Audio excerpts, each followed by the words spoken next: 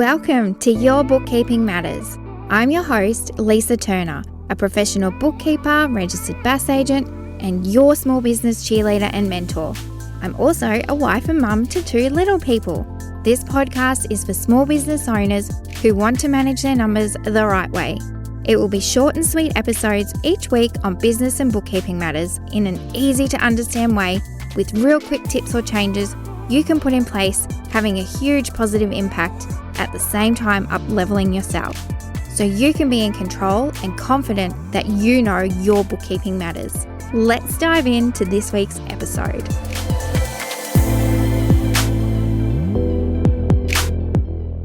Woohoo! Welcome back to Your Bookkeeping Matters and the first episode of Season 2.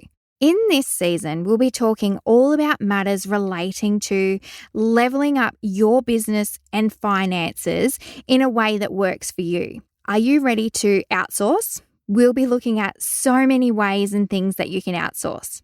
Are you switching up your business structure? We'll be covering that too. So make sure you've subscribed to not miss an episode, because not only are we talking next level steps, but I'm bringing on some of my business friends and asking them some big questions to get you really thinking about things you could or should be doing and their inside info to help you on your business journey. Because like I was saying to one of my guests, how amazing is it that with all the blogs and courses and podcasts and things around today, that we can learn so many things from other business owners who have already been there and can take that information on and apply what we need to our own businesses and planning, leveraging all of that to grow faster or slower, however it works for you, and hopefully skipping some of the mistakes by learning from others. So without further ado, let's get into today's episode. If you're feeling stuck in your business, here are some strategies to level up fast. Now, there are ever so many. I'm only going to talk 5 of my favorites. 1, networking. 2, mindset. 3, automation and or outsourcing. 4, money management. And 5, planning. Something I personally found really important and immensely helpful was my network, for want of a better word. Now, I don't mean networking in the traditional sense. I mean the communities that you're a part of, be that virtual or in person, and the other small business owners that you connect with, and the places you learn and grow professionally. So your business network overall.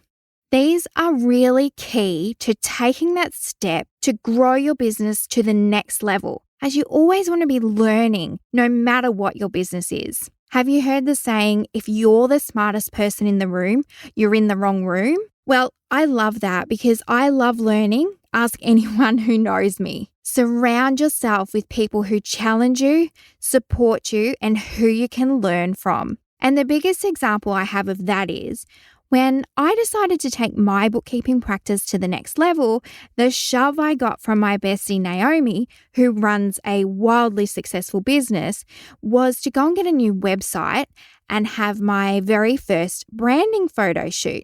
Now, without her in my corner or my network, I probably would not have ever done either of those things. And my business certainly would not have grown the way it did or as quickly as it did.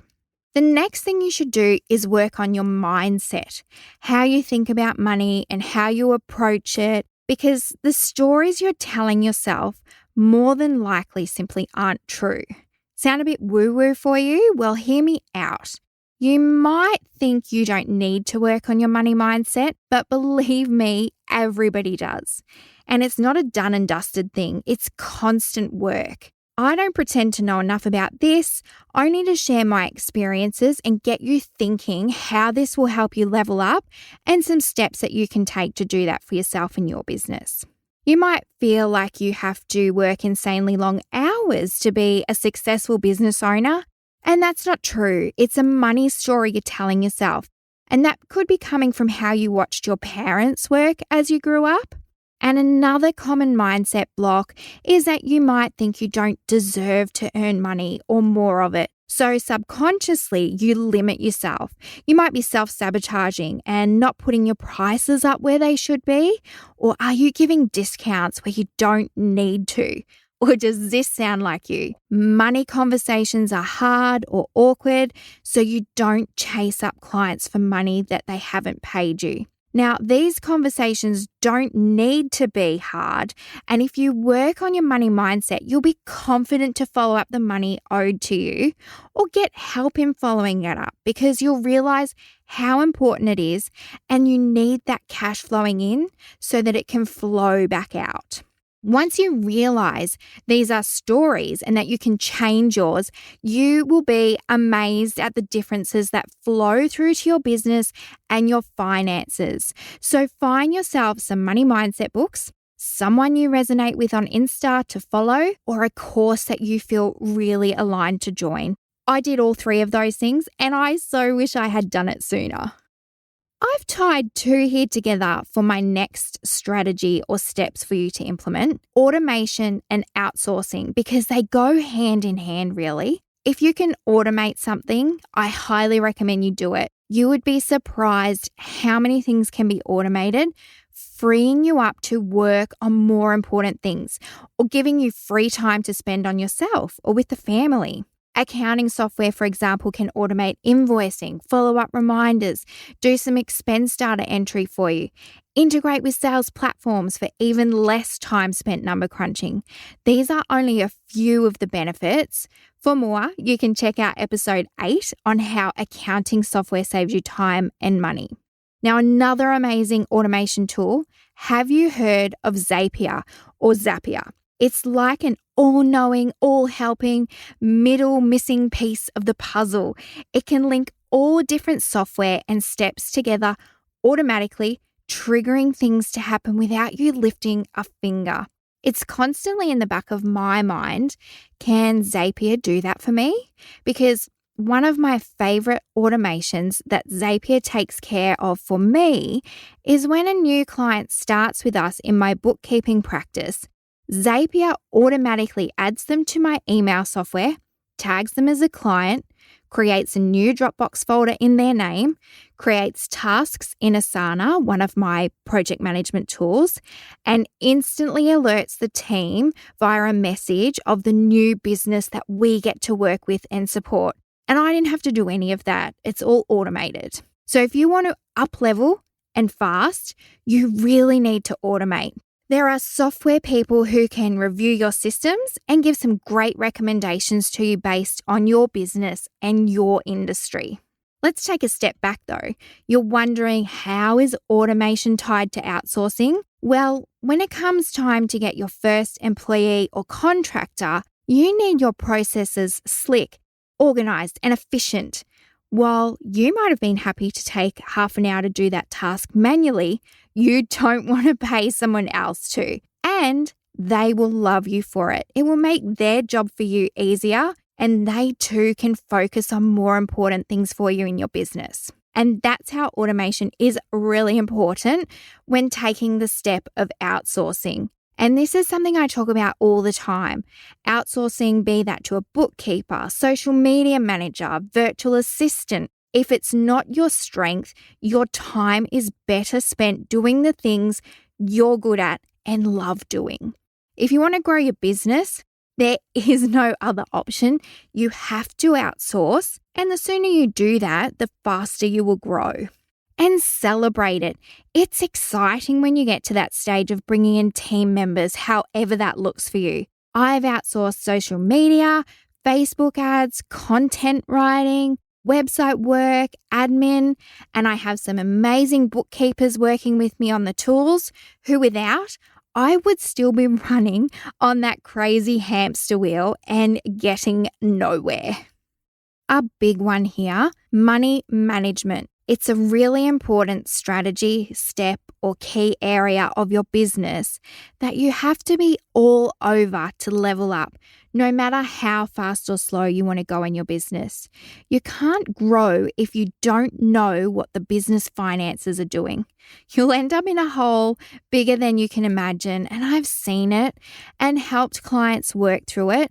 They grew fast but didn't have their money management in order first, and they were absolutely stressed to the max. What kind of things do I mean here? Well, you need to have great processes in place for your payables and receivables. That's what you owe and who owes you. And know when people haven't paid you and what you're going to do about it to chase that money up. Pricing for profit is also an absolute must. Hint, episode 19 is for you on that one. You don't want to break yourself for insane sales and growth only to find out that there was no profit. Now, because you're going to have that pricing profitable, you also need to plan for your taxes. Put money aside to cover your income tax bill, because being profitable, you will have tax to pay, and any GST, because obviously you're looking at growth. You want to reach that threshold and be registered for GST. It's way easier to start out with good habits than to play catch up with all the ATO debt that you wind up in. Nearly every business decision that you make comes back to the money side of things.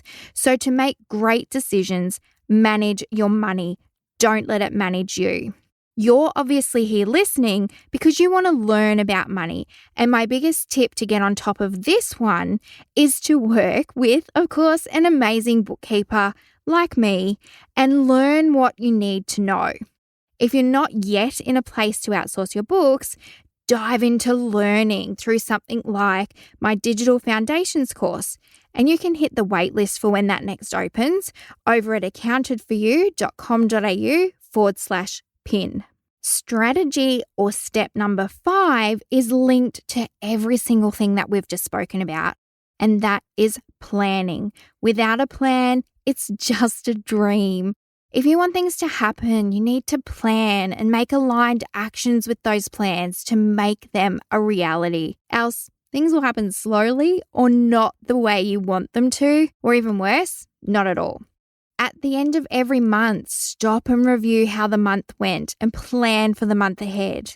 Have some quarterly planning sessions to reach those big goals. There are some amazing business coaches out there who help with exactly that, or business strategists as sounding boards, and to help keep you on track with planning sessions. So that's my 5 strategies and steps to help you become unstuck and level up fast. The first one was networking. You're the average of the 5 people you spend the most time with. And this just isn't a saying. It's backed by statistics and research. So make sure those people are your people and you're not trying to run the show solo if you're trying to grow to the next level.